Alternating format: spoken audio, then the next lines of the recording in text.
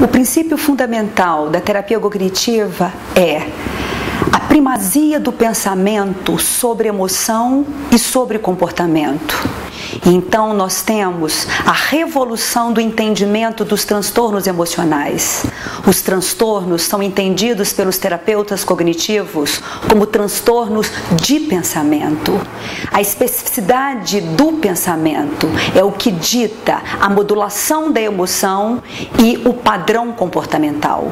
Por exemplo, diante de uma situação, seja ela qual for, se a pessoa coloca o entendimento predominantemente com viés negativo, ela vai cair em tristeza e o comportamento dela será provavelmente de choro.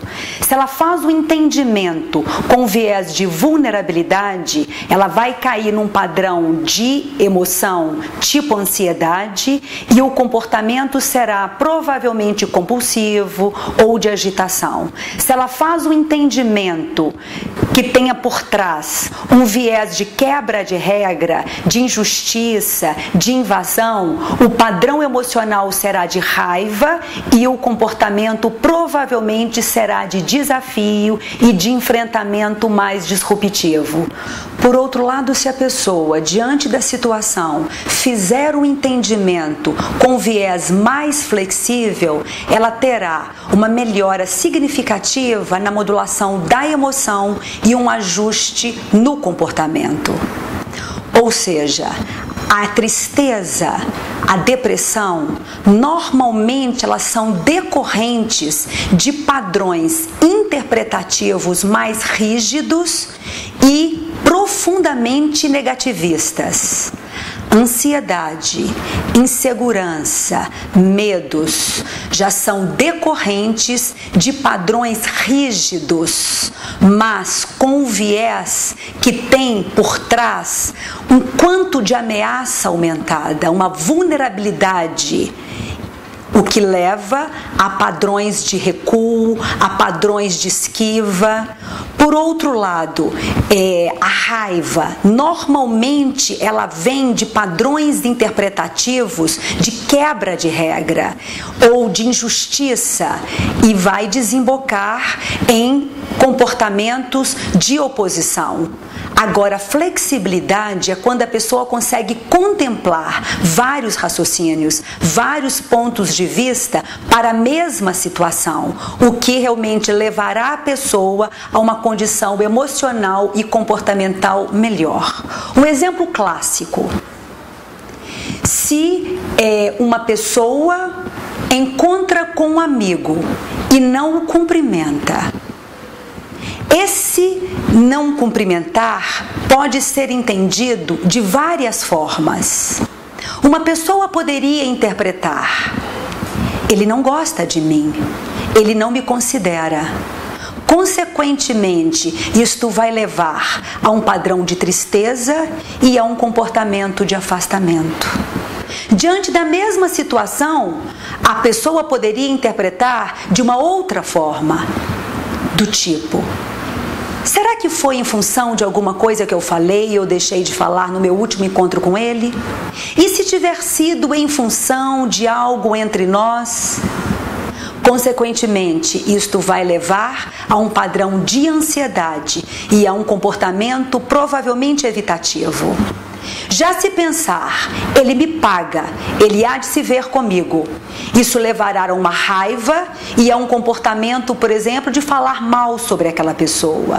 Ao contrário, se pensar diante dessa situação, que não ter sido visto talvez tenha sido em função da pressa da outra pessoa, ou talvez da distração da outra pessoa, ou talvez da miopia da outra pessoa, isto não vai afetar necessariamente o padrão de emoção e nem muito menos o padrão de comportamento.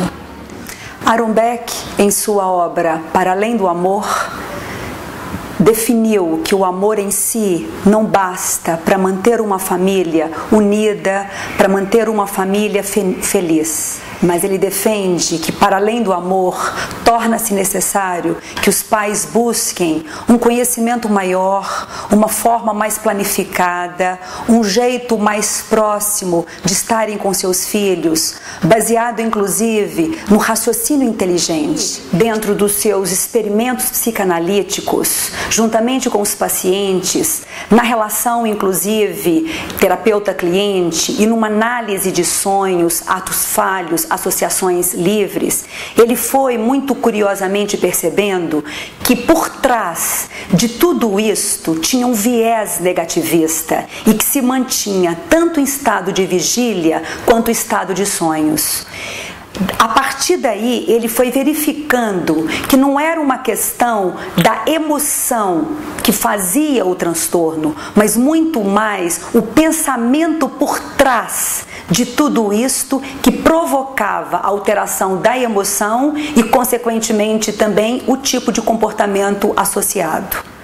Juntamente com essa descoberta, então, fez-se toda a revolução cognitiva. As pessoas, ao longo da vida, extraem de suas experiências o devido sentido, a real explicação, bem como os entendimentos. E desde os primeiros tempos, as crianças também começam a fazê-lo. A grande influência dos pais como mestres da vida. Os pais ditam as regras, as pressuposições, os condicionamentos, passam para os filhos a cultura do viver. Dentro disto, as crianças vão começar a processar o real e as crianças vão extraindo os sentidos e com isto começam a compilar as suas crenças. Crenças essas que vão variar muito em precisão e funcionalidade.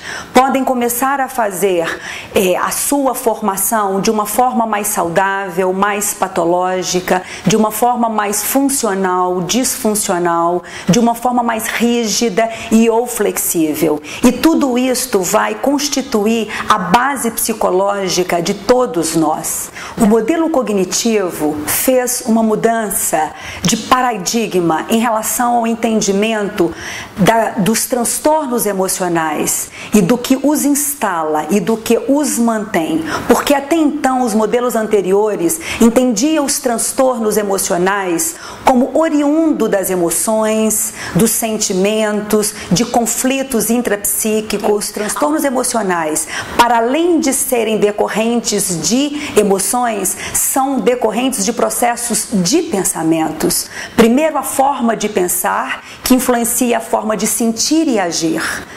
Inicialmente, a terapia cognitiva se dedicou à depressão.